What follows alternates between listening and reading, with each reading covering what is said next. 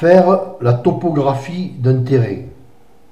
Comment procéder pour représenter au plus près la configuration d'un terrain en 3 dimensions en vue de positionner une maison sur celui-ci?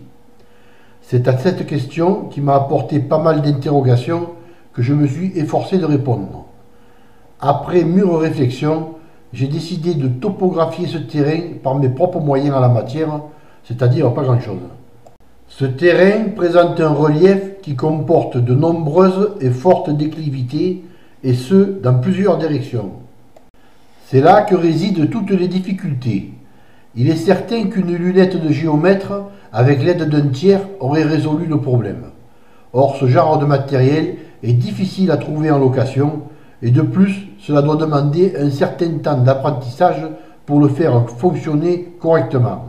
C'est donc muni d'une règle, d'un niveau à bulle, d'un mètre à ruban, d'une bombe traceur de chantier, de quelques feuilles de papier et d'un crayon que j'ai entrepris cette tâche. J'ai attaché le niveau avec du ruban adhésif sur une extrémité de la règle en aluminium. Et voici donc comment j'ai procédé.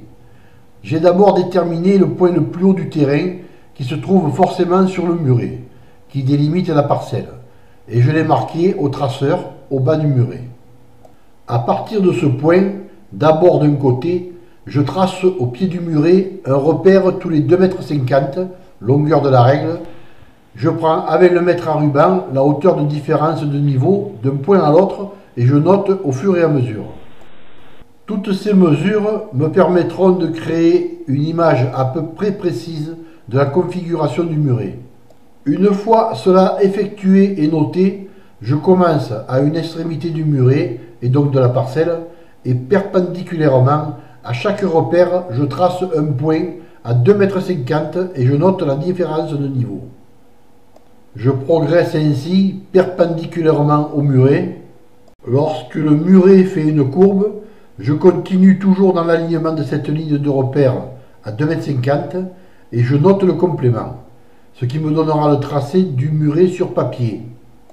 Je continue ensuite par bande de 2,50 m jusqu'à ce que le terrain ne présente plus de déclivité et je note toutes ces données.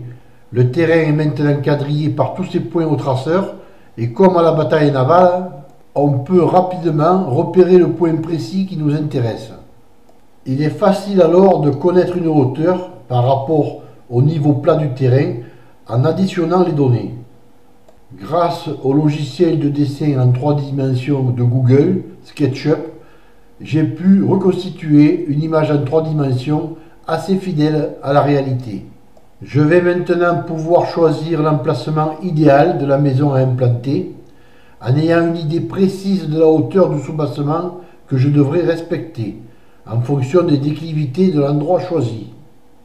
Pour plus de détails, rendez-vous sur les blogs bâtir-sa-maison.net ou bien bâtir-sa-maison-overblog.com.